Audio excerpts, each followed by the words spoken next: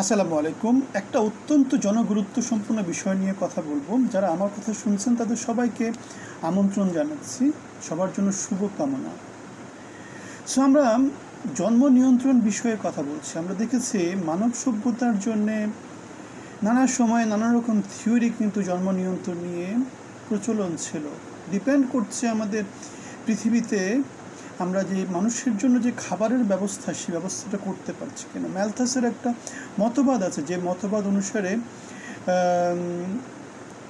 পৃথিবীর খাদ্য উৎপাদনের সাথে জনশক্তি কতজন থাকতে পারে তার একটা থিওরি প্রচলিত আছে। কিন্তু বিজ্ঞান এবং প্রযুক্তির উৎকর্ষ সাধনের সাথে সাথে আমাদের উৎপাদনের পরিমাণটাও দিন দিন বেড়ে যাচ্ছে, সেই হিসাবে লোকজনও বাড়ছে। নয়তো আমাদের 1900 শতকের দিকে পৃথিবীর লোকজন কম ছিল কেন? কেননা রোগ শোক নানা কিছু বালা দিতে কি হতো, লোকজন মারা যেত। হয়তো বা লোকজন হায়াত কম ছিল, অল্প বয়সে মারা যেত, খাদ্য উৎপাদন কম ছিল, তো সব কিছু মেলায় লোকজন কম ছিল। এখন যেহেতু খাদ্য উৎপাদন বেশি হয়, যেমন বাংলাদেশের কথাই ধরেন না কেন, বাংলাদেশ স্বাধীনতা যুদ্ধের আগে লোকজন ছিল কত, 2-3 কোটি লোকজন ছিল। তখন বাংলাদেশে খাদ্যের প্রচুর অভাব ছিল, দুর্ভিক্ষ হতো। এখন বাংলাদেশের লোকজন 20 কোটি, কিন্তু একই পরিমাণ জমিতে আমরা ফসল উৎপাদন করি, কিন্তু উৎপাদনের পরিমাণ বেড়ে গেছে। আগে বছরে একটা ফসল উৎপাদন করা হতো, এখন বছরে 3-4টা ফসল উৎপাদন করা হয়, যার ফলে আমাদের এখন লোকজনও বেড়ে গেছে, সম্পদ বেড়ে গেছে, কিন্তু আমাদের রোগ শোক বেড়েছে। কিন্তু আবার চিকিৎসা কল্যাণে আমরা সেটাকে আবার কী করছি, সেটাকে আবার আমরা তা চিকিৎসা করাতে পারছি, ফলে আমাদের লোকজনের আয়ু বেড়ে গেছে, লোকজন বেড়ে গেছে।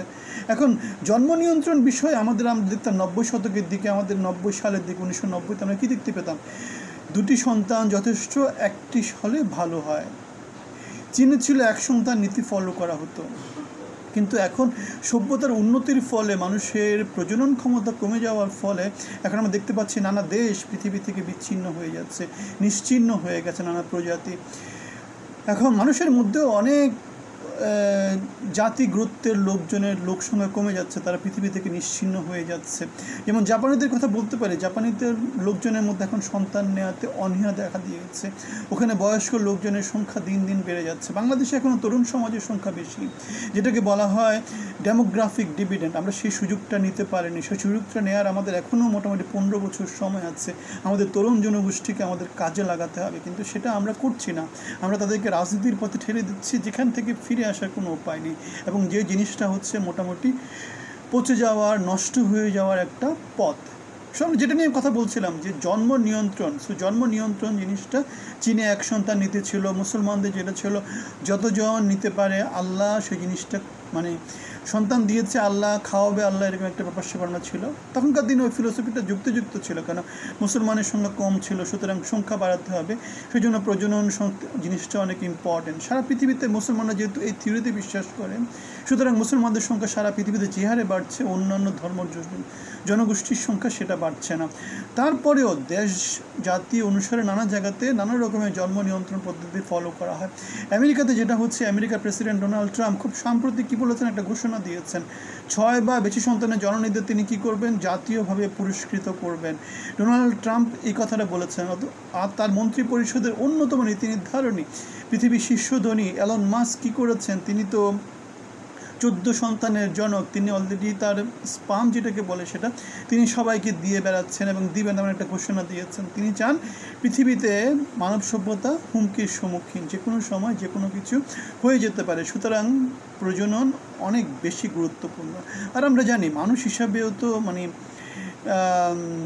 এটা কী বলে, এটা হচ্ছে কি আমাদের সার্ভাইভাল ইনস্টিংক্ট। মানুষকে বেঁচে থাকতে মানুষের একটাই কাজ। আমরা হয়তো বা নানা থিওরি দেয়, কিন্তু যদি আমরা জীব হিসেবে চিন্তা করি, সার্ভাইভ করা এবং রিপ্রোডাক্টিভিটি, এই দুটো জিনিস হচ্ছে, যদি আমরা ব্রুট সেন্সে চিন্তা করি, এই দুটো জিনিস ছাড়া আর কোনো কিছু কিন্তু নাই। পশু পাখি জীব বৈচিত্র্য যা কিছু আছে, সকাল থেকে রাত পর্যন্ত তারা পরিশ্রম করে কী জন্যে? খাওয়ার জন্যে। সো খাওয়া, বেঁচে থাকাটা হচ্ছে প্রাইম ইম্পর্টেন্স। এবং সেকেন্ড প্রাইম ইম্পর্টেন্স হচ্ছে কি প্রজনন, পরবর্তী জেনারেশন। এগুলো ব্রুট, এগুলো শুনতে খারাপ লাগে, কিন্তু এগুলো হচ্ছে আদিম পৃথিবীর, এগুলাই হচ্ছে ধর্ম। পশু পাখি জীব বৈচিত্র্যের মধ্যে এই জিনিসগুলোই আছে।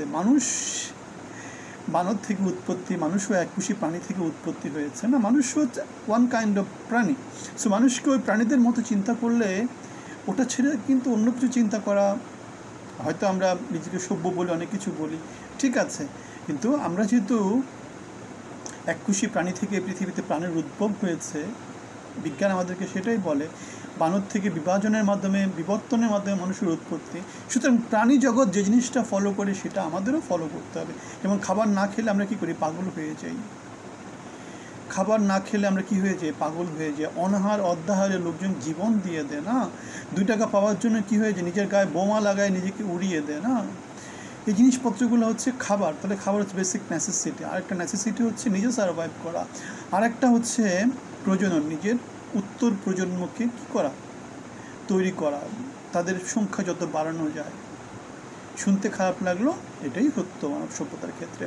সুতরাং ডোনাল্ড ট্রাম্পের এই কথা, চীনের যে নানা রকম নীতি, মুসলমানদের যে, ইসলাম ধর্মের যে নিয়ম নীতিগুলা, অথবা আমাদের সমাজে এখন যে জন্ম নিয়ন্ত্রণ বাদ হয়ে গেছে, 90-তে যে ছিল, সব কিছু হচ্ছে কি সময়ের প্রয়োজন, সময়ের প্রয়োজন। পৃথিবীতে 1900 শতকের দিকে লোকজন কম ছিল, এখন লোকজন বেড়ে গেছে, কারণ খাদ্য উৎপাদন বেড়েছে, বিজ্ঞান চিকিৎসার উন্নতি হয়েছে, সব হচ্ছে সময়ের প্রয়োজন, সব হচ্ছে সময়ের প্রয়োজন। তবে মানুষ হিসাবে, একদম প্রাণী হিসাবে বেঁচে থাকাটা এবং প্রজননটা, এই দুটো জিনিস হচ্ছে গিয়ে ব্রুট সেন্সে যে কোনো প্রাণীর জন্য অবশ্য স্তম্ভী জিনিস। আপনার মতামত জানাবেন, কোথাও ভুল কিছু বলে থাকলে সেটা সমালোচনা করবেন, আর ভালো কিছু বলে থাকলে সেটাও জানাবেন। আমরা জাস্ট আপনাদের সাথে আমাদের ধারণাগুলো শেয়ার করি না, দেশে বিদেশে যার দিকে যে জিনিসগুলো আছে সেগুলোর ভিতরের ঘটনাগুলো, ইনসাইড স্টোরিটাকে সেটা দেওয়ার চেষ্টা করি, সচেতন করার চেষ্টা করি। ভালো থাকবেন, ধন্যবাদ।